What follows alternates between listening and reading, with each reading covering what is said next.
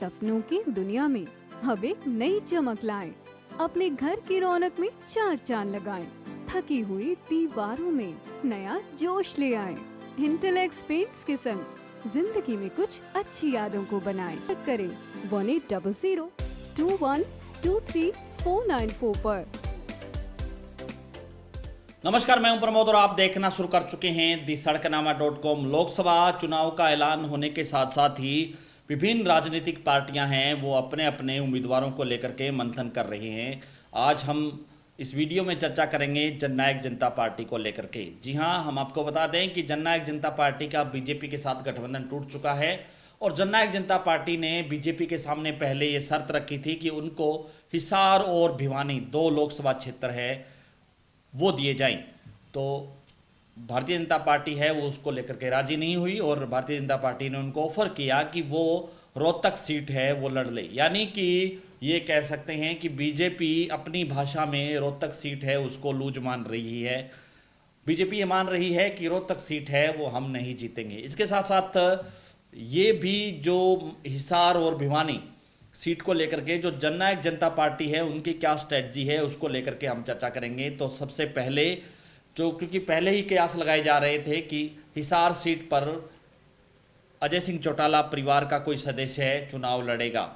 पहले ये चर्चा थी कि दुष्यंत चौटाला है वो चुनावी मैदान में उतर सकते हैं, लेकिन अब जो है चर्चा ये चल रही है कि नैना सिंह चौटाला है वो हिसार लोकसभा क्षेत्र से जननायक जनता पार्टी की उम्मीदवार होंगी।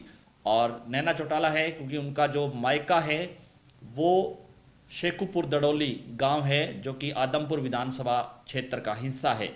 और इसके साथ साथ हम आपको बता दें कि नैना चौटाला है उनकी जो एजुकेशन है उनकी जो शिक्षा है वो हिसार में हुई है, तो उसी लिहाज से हिसार उनका मायका कहा जाता है, यानी कि हिसार की वो बेटी कही जाती है। तो उस लिहाज से नैना सिंह चौटाला हैं वो वहाँ पर चुनावी मैदान में उतर सकती हैं। इसके साथ साथ चूँकि दुष्यंत चौटाला ने जब चुनाव जीता 2014 में और 2019 में भी दुष्यंत चौटाला है वो यहाँ से उम्मीदवार थे, तो दोनों ही चुनाव में नैना सिंह चौटाला ने बड़ी जिम्मेदारी निभाई हिसार लोकसभा क्षेत्र में। और उसी को लेकर के अब ये चर्चा चल रही है कि जननायक जनता पार्टी नैना सिंह चौटाला को चुनावी मैदान में उतारेगी। और ये कहा जा रहा है कि नैना सिंह चौटाला हैं वो एकमात्र महिला हो सकती हैं हिसार लोकसभा क्षेत्र पर, उम्मीदवारों की बात करें तो उस लिहाज से महिलाओं का वोट भी उनको मिल सकता है।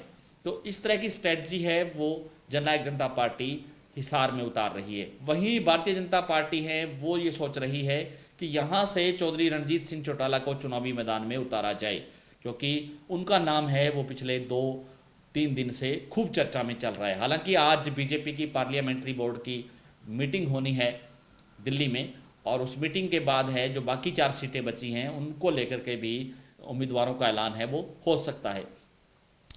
इसके साथ साथ हम आपको बता दें कि जो भिवानी लोकसभा क्षेत्र है उस पर दुष्यंत चौटाला है पूर्व विधायक राव बहादुर सिंह है उनको चुनावी मैदान में उतार सकते हैं, क्योंकि राव बहादुर सिंह है वो नांगल चौधरी से विधायक रहे हैं और हाल ही में उन्होंने जननायक जनता पार्टी को ज्वाइन किया है।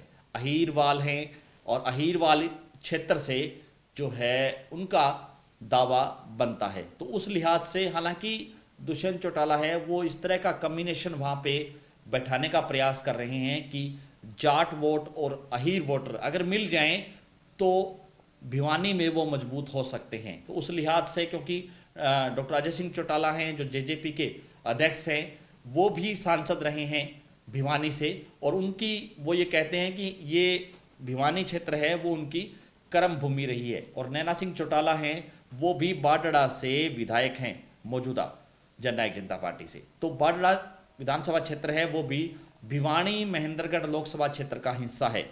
उस लिहाज से यहाँ पर पूर्व विधायक राव बहादुर सिंह है उनको चुनावी मैदान में उतारा जा सकता है। इन 2 सीटों को लेकर के हमने चर्चा की, जो 2 उम्मीदवार थे उनको लेकर के हमने आपसे बातचीत की। आपकी इस वीडियो को लेकर के क्या राय है आप हमें कमेंट सेक्शन में अपनी राय जरूर दीजिए।